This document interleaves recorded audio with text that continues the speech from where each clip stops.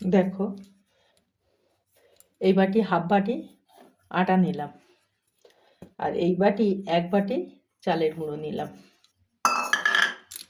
এইবারে এর মধ্যে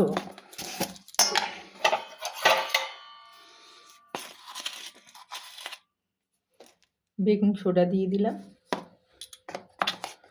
আর বেকিং পাউডার দিয়ে দিলাম। দেখতে পাচ্ছ বন্ধুরা, এই দেখো বেকিং পাউডার দিয়ে দিলাম। এবারে ভালো করে নেড়ে চেড়ে নেব।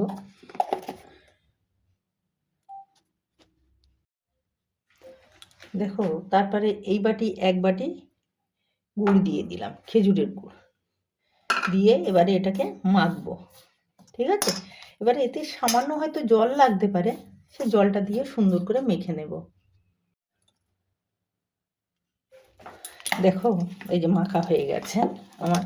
দেখো ঘনত্বটা কি রেখেছি দেখেছো। এটা একটু ঢেকে রেখে দেবো, তারপরে আমি আসছি এটা ভাজার জন্য। 10 মিনিট ঢাকা থাকবে।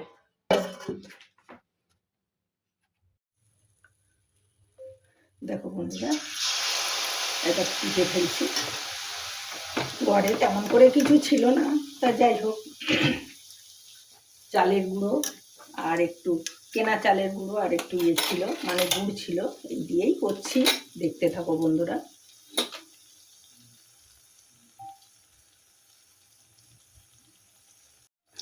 দেখো বন্ধুরা, এই দেখো কেমন ফুলেছে। কেনা চালের গুঁড়ো, শুকনো চালের গুঁড়ো কিনে আনা হয়েছে, সেই চালের গুঁড়ো দিয়ে এটা তৈরি হচ্ছে। দেখো দারুণ খেতে হবে, খেতেও ভালো হয়। দেখতে থাকো। এবারে এটা আমি উল্টে দেবো।